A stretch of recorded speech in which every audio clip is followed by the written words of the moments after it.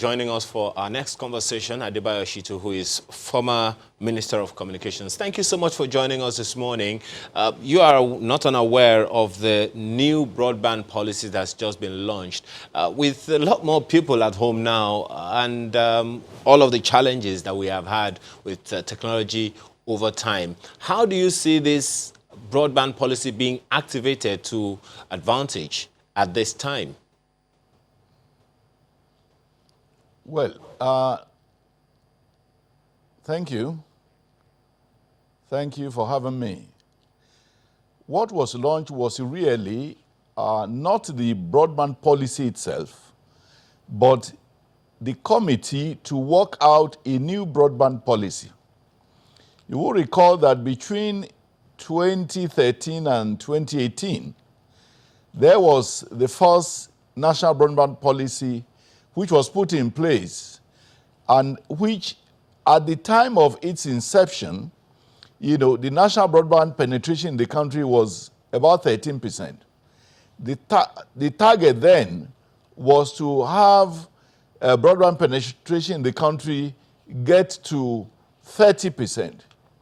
But by the end of 2018, we had exceeded that 30% penetration. So the new broadband plan is to ensure that the committee is set up, and which has been set up.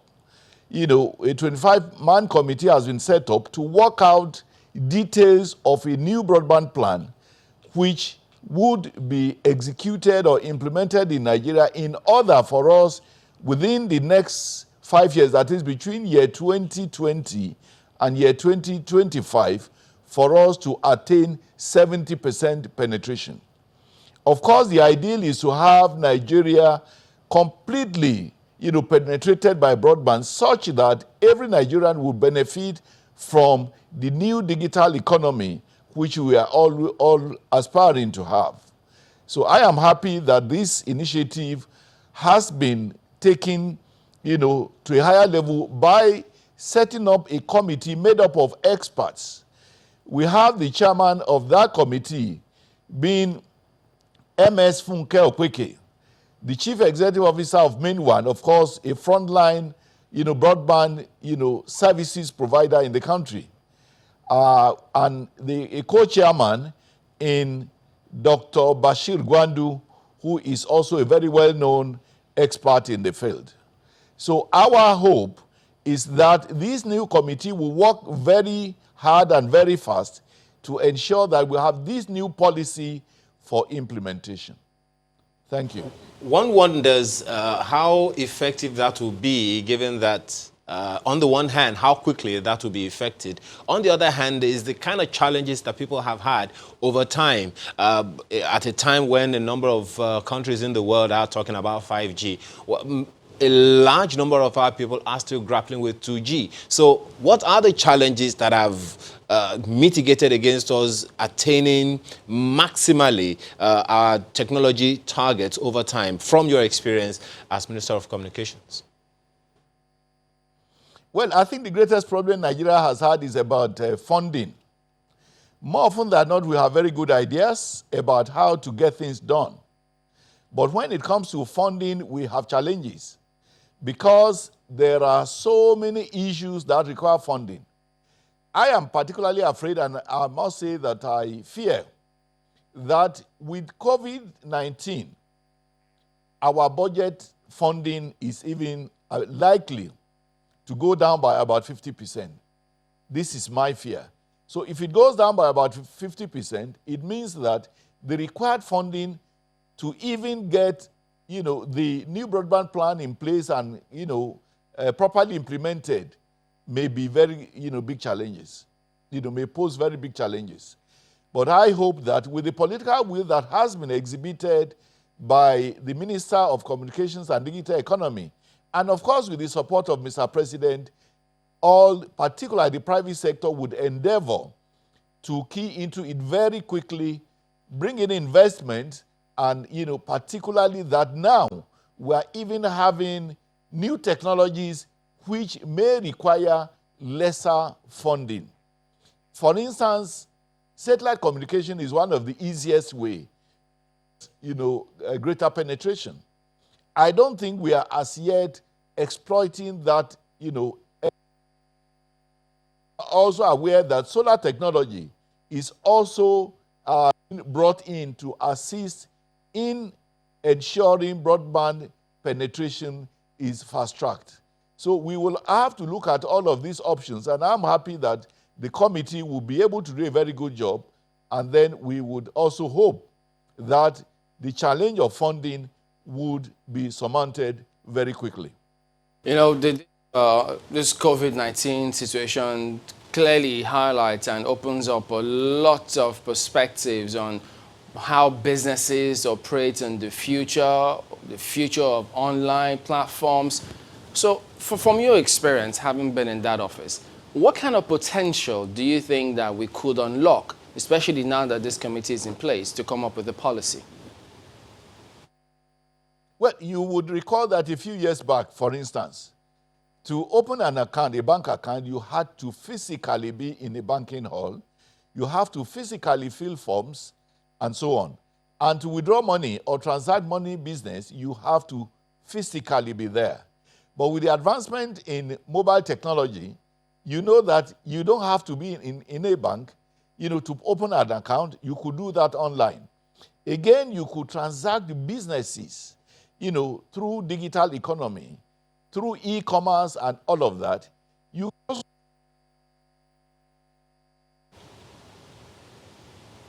Well, I think we can use that broadband when the policy is out. I mean, exactly. It will benefit all and sundry, including certainly. us, to avoid that kind of situation. I was actually hoping, I hope we're able to get him back, but I was actually hoping that, we'll be able to talk about the amazing, vast resources we have of young minds who have capacity to help, Nigeria in the deployment of our technology and all of that, because those young people, they are doing a lot. I mean, you can't imagine the kind of capacity that is reposited in the youth population that we have in Nigeria. And I think it's about time that even the youth themselves recognize that that's a power. Oh yeah, but there has to be a structure. It's got to be a framework, within which they could operate and leverage on that. So I think we've got the former minister back. So could you go ahead, please, and complete your thoughts? Yes, I was giving examples of areas of advantage of digitalization and of, the mobile technology. And I just gave the example of the banking sector. Again, even in the exam situation now, to do JAMB, you don't have to write. You don't need papers. You don't need a biro. You just have, your screen before you, and you do this, and it is cheaper. Again, in the business of buying and selling, you know what, e-commerce offers today. Today, you could purchase goods. You could be in, my village, Shaki, and purchase goods from Maiduguri without being there. You could negotiate, get these things delivered, and you get paid. So this digital economy could transform the entire socio-economic and even political situation. We could, for instance, in politics, get to a situation where you may not even have rallies, open rallies. You could have a situation where you use mobile technology to reach the vast number of the electorate, and they will also be able to interact with you. So there's no aspect, even with regard to governance. You need information from, the government on its activities and all of that, and you could do that through mobile technology when there is appropriate, all-encompassing broadband penetration. And so it is one thing that we have to, get done. And I want to give an example of Nigeria in comparison with some other countries. Nigeria has had petroleum for all of about 60 years. And yet, despite all the resources we have been getting from petroleum, it has not transformed Nigeria into a developed country. And yet you have some other countries which never had petroleum, and so no resources coming there from, which some don't even have land for agriculture, and so no income coming in from there. But using digital economy, they have been able to surpass Nigeria in all indices of development. In this regard, you could talk of, Indonesia, Singapore, Malaysia, and the Norwegian countries, Sweden, and, Denmark and all of that. So what one is saying is, once we get it right with broadband penetration, the course is clear for our development within a very short time. Speaking about getting it right, there are those who think that technology seems to be moving faster than the law. They think that regulation is lagging behind. For instance, if they subscribe to some services, it could be whatever gigabyte, 75, 100. Yes, the network will tell you it's unlimited, but in actual sense, it's actually throttled. So they think that regulation don't seem to be doing as much to ensure that customers actually get their money's worth from some of these internet service providers and the rest of them. So what's your perspective in that regard? Well, regulation is really different from lawmaking. The law is made by the National Assembly. Regulations are made by executives in government. I want to believe that it is a duty of even the public to continue to agitate, more perhaps through non-governmental organizations, to continue to put pressure on both the government and the National Assembly. More often than not, you don't even need new regulations for many of these, because you do have in regulations, provisions which are umbrella, under which you could operate. I know that there have been challenges, for instance, in the area of complaints by people, particularly in the telecom industry. But I want to remind us that in year 2018 or 2017, thereabout, the NCC came up with, a program of, the year of, by declaring that year as the year of the telecom, consumer. Within that 1 year, there was a reduction of more than 70% in the number of complaints by consumers. And yet there was no new law, guiding that. So a lot depends on operators, particularly in the executive. And I want to say that the NCC, to my mind, has been living up to expectation. Of course, new challenges will continue to come. It is not possible for regulations to be made, new regulations to be made on a daily basis. But what is important, that social pressure must continue to be put on those who are given the responsibility to supervise these services. And I'm confident that once these new challenges come, they would evolve new regulations to cope with the demand of the public. Well, we might as well just ask you a bit of politics, because we haven't heard from you ever since some of these matters was brewing in your political party. What do you think of all of that back and forth about leadership and where the party is at this point in time? Leadership of what? Of your political party, the chairmanship of the party. Well, what was your specific complaint? What is this? The back and forth concerning the leadership tussle. Who heads the party? Those who are agitating that the chairman should go, some who think he should stay. Where did you stand? What do you think of all of that? Is it normal politics, or is your party going to eventually get that part right? Yes. Go ahead. Let me start by saying political parties are human organizations, and in any human organization, there will be varying interests. People will not behave the same way because people have different backgrounds, they have different perspectives and all of that. But in the case of our party, the APC, there's no doubt we have had a hiccup which, on which the judiciary has intervened. It is my hope and prayer that those who are in the leadership position within the party will take a cue and learn lessons that a political party is not a company, a one-man business.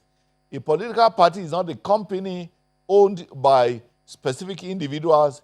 And a political party is one where different interests aggregate, and whoever is in the leadership position of such a political party must take cognizance of the fact that he's only first among equals.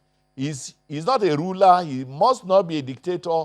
He must listen and give everybody a sense of belonging.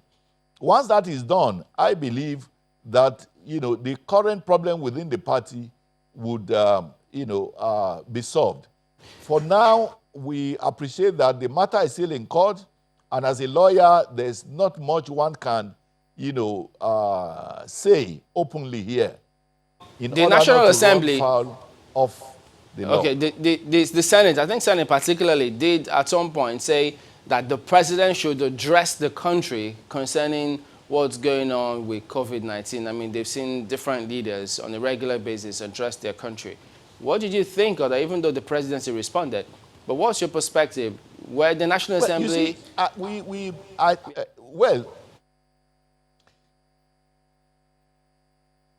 I think what is important is we have a problem on hand, we have to get it solved.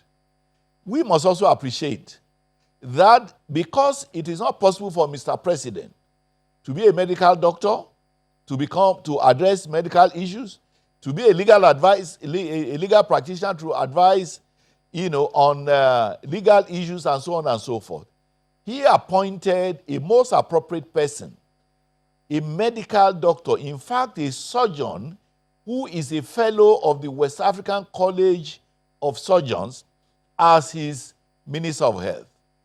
I don't know what Mr. President will say, which will be much more in terms of professionalism, in terms of authoritative statement about the issue at hand.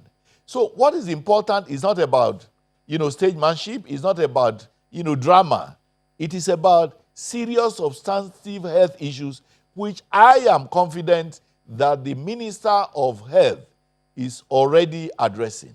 So outside politics, I don't see any merit in the call for Mr. President himself to address the issue.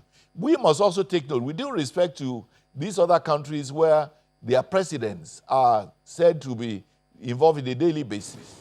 We must take cognizance of the fact that there are more deaths despite the speeches or the addresses of their presidents or prime minister.